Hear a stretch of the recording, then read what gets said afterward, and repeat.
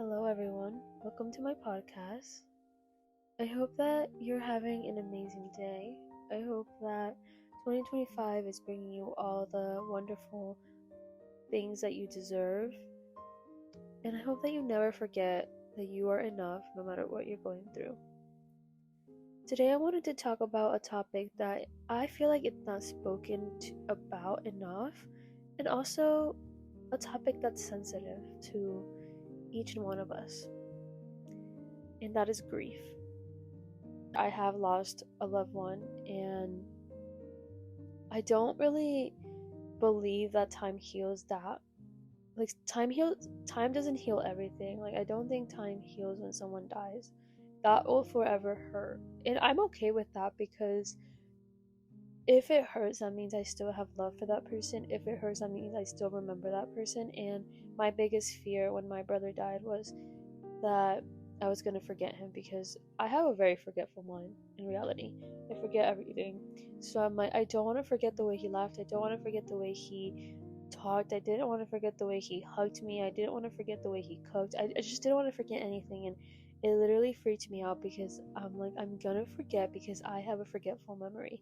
So for me, when I am sad about my brother dying, I am sad, I'm not gonna lie, but I almost like, it's almost comforting that I can still love him and that I can still remember him and that connection is still there and it's not gone. So I kind of appreciate that, and that's a way that if you're grieving someone that passed away, I know it's hard and there's nothing that anyone can say to make you feel better, but as someone who's going through it and who will always, have this heavy heart because I lost my brother, I can say you can kind of make it not positive, because it's never a positive, but just see it in a different light. Yes, it's sad that you're crying and you're sitting there missing this person, but also remind yourself that if you didn't love this person, then you wouldn't, and that'd be really sad. If you didn't have this connection with that person, then you wouldn't be sad, you wouldn't be grieving them. So you're grieving them because you love them. You're grieving them because they were important and special to you, and they'll always be, because grief of someone who passes away does not go away. And I know that for a fact because it's almost 4 years since my brother passed away, and I honestly feel like it gets harder, especially around the time that he passed away. He's like constantly on my mind, which I don't mind at all. I actually love when I remember him. There are times where I don't want to, and that sounds really bad, but it hurts too much to think about sometimes. So I just like, I can't, I can't right now, just because I don't want to remember how much it hurts. But that's definitely not a good thing. There's just sometimes I can't sit down and feel it, because it is a great pain. And as people know, if you are listening to this and you knew my brother, he was just an amazing person. So it's hard when someone so amazing passes away, because you're like, you're supposed to be here, being the amazing person that you were and that you are. But definitely grieving someone who passes away is a hard one. As much as there's so many things out there, so many people telling you how to grieve, I'm not here to tell you how to grieve. I'm only here to speak about grief and my journey and ways that you can grieve. But obviously, everybody's journey looks different. Nobody's journey looks the same when you're grieving. Whether it is a job, a person that's still alive, a person that passed away, or yourself in like your past self, it all looks different. There's no particular order where you have to be like, this is exactly where I want to be and this is exactly how I should be grieving this. Just make sure that when you're grieving, you're around people who are going to support your grieving process, and not people who are going to tell you how you should be grieving. Grieving someone can affect your mental, your physical, your spiritual. It can really take a toll on you. And I remember when my brother passed away, one of the things that it really shook was my faith, because at the time I was very, very religious, and I wholeheartedly believe that if you believe in God 100%, then He'll give you what you want. I know that's like a crazy statement, but that's how I was raised, so that's what I believe. Like, I believed in miracles, and when my brother didn't make it, it was just very baffling for me, and I was so angry, especially so angry at life and God.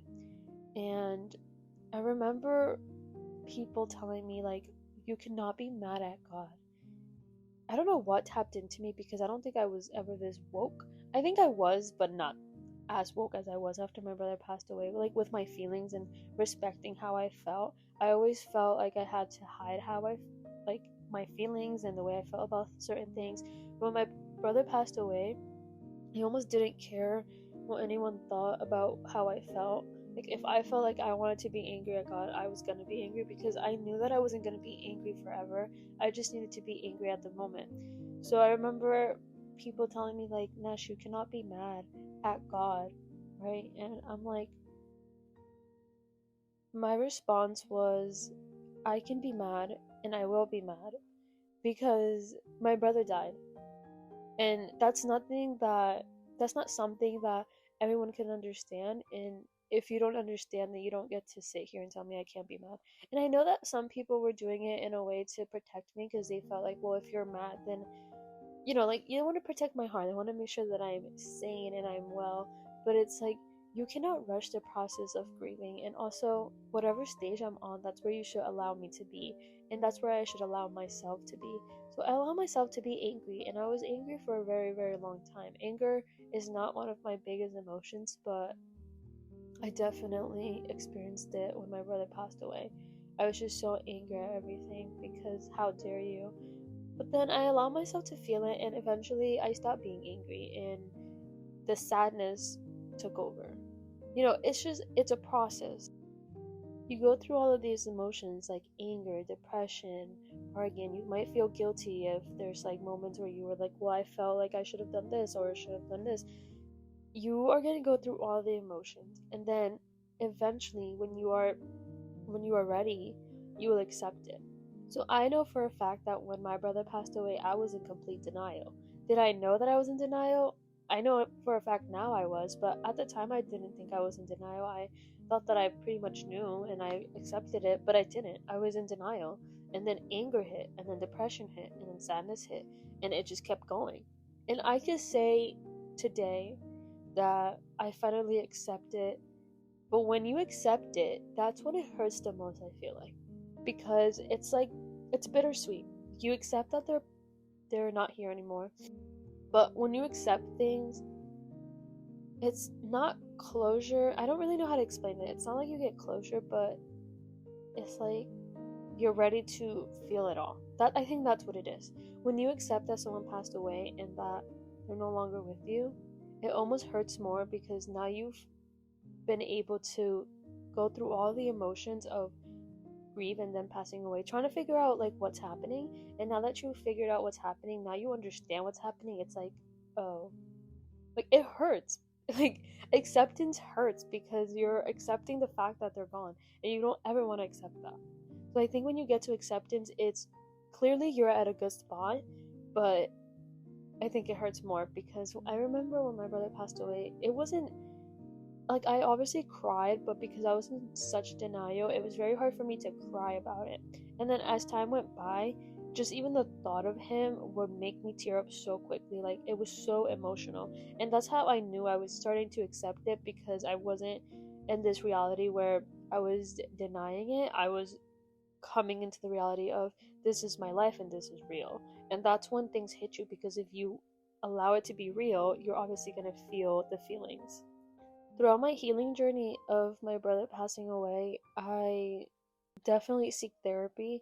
I know a lot of people are not into that, but I definitely am an advocate for that because I found a wonderful therapist and she helped me through it. And honestly, a lot of times I didn't even talk too much about it, but it was having someone there that I can speak to if I wanted to, and she made it so special. Like, she gave me like this gift. It's like this star gift, and I get to hang it in my car. And she was like, this is like, when you are sad and you miss your brother, just like look at this. Like, this is like him here. And that's special. Finding a therapist that's going to hear you out and who sees you is very important. It's like any other relationship in your life, truly, because a therapist you have to connect. There has to be a connection in order for you guys to talk things out and for them to make you feel comfortable. So therapy is definitely one way to help your grieving process. And like I've said in other episodes, journaling. I'm such a huge journaler. I journal. If I'm sad, I journal. If I'm happy, I journal. If I need to say something, I journal, because it allows my emotions to flow out of me instead of keeping them in me, whether it's happiness or sadness or resentment or anger. Journal. If you're not into that, I promise you, try journaling. I don't know, you don't have to stick to it, but definitely try. And if you're someone hearing this and you haven't lost anyone, or you have, but maybe the journey you're in is you're supporting a friend who is grieving at the moment, the best advice I would give you is don't say anything like they're in a better place or everything happens for a reason. Those two things, I used to get so mad at those phrases. So mad. Because what do you mean? And so don't say that to your friend.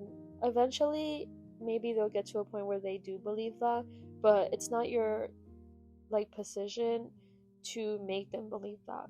And honestly, just be there for your friend. Like, go out with them, make plans with them, and also make sure you give them space, but don't give them too much space. Like, give them space enough to, grieve, and that they don't feel like overwhelmed, but also be there for them, check up on them, text them randomly, like, hey, I'm thinking of you, hope you're doing okay. Make sure you text them on special dates, like if it's the person that they lost birthday, or if it was the day that they passed away. If it's like a special date that person was meaningful in that day, it's very important to text that person and just remind them that you're thinking of them today. And if you knew the person that passed away, you could also remind them of the magic that person had and how beautiful they were.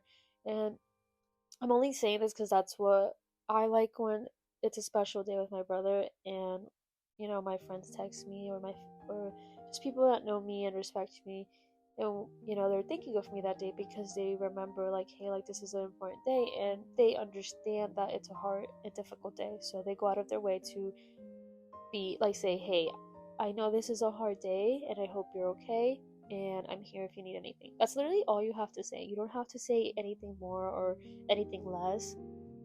It's so important to have a community that is supportive throughout your grieving journey, and honestly, you will find it.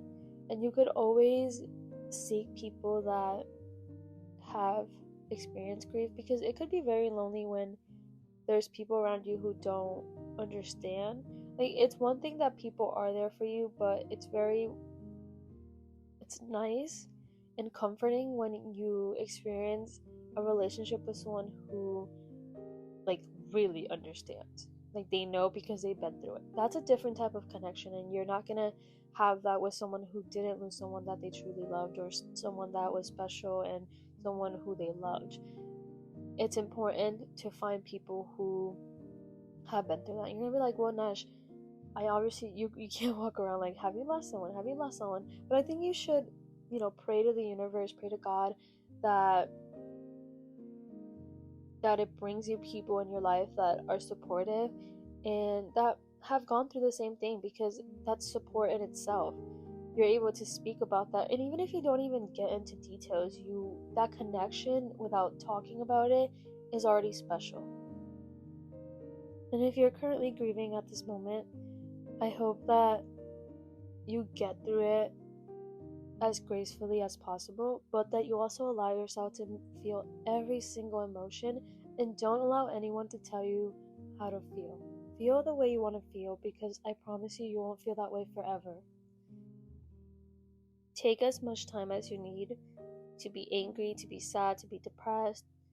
Take as much time as you need to be all of the emotions. But I do hope that once you're done feeling all of those hard emotions, that life brings you peace and love and joy, and that you learn how to live again, and you start to walk again, and you start to smile again, and you start to laugh again. I personally didn't realize how sad and depressed I was when my brother passed away, and now I look back on photos and videos and you can see it in my face. Like, it was very noticeable. I didn't think at the time that I was that I mean, obviously I was sad. I just didn't think I was like that down bad. Like I looked that bad. So honestly, it doesn't matter. Just be yourself and feel it out. You're like, take a moment and take it in. I wish that when my brother passed away, sometimes I wish when he passed away I just didn't move. And I know that sounds silly, but I just wish I just sat in a place for like a month and didn't move. Like, what I'm saying is, take your time. Don't rush your grieving process. The world does keep spinning, but yours doesn't have to keep spinning. Just make it stop for a second and sit down and really just think about what's happening in your life and take it all in. Because you can never go back in time. So might as well just soak in the moment. Even if it's a bad moment, soak it in. Because you'll look back and be like, okay, at least I allowed myself to feel these emotions. I personally look back and I'm like, damn, I wish that I allowed myself to feel everything when it all happened. But obviously I didn't have control over it. It was my first time experiencing something like that. I didn't really know what was happening or what I was supposed to do and what I wasn't supposed to do. Not that there is a book where you're supposed to do anything. That's what I'm saying. Like, just feel your emotions. I hope that you get through your journey gracefully and calmly. And I hope that you enjoy this podcast episode today. If you know anyone who is grieving, who this listening to this will benefit them and they can learn something or give them comfort, please make sure that you share with them. Hit the like button. Make sure you subscribe to my YouTube channel. Have an amazing day.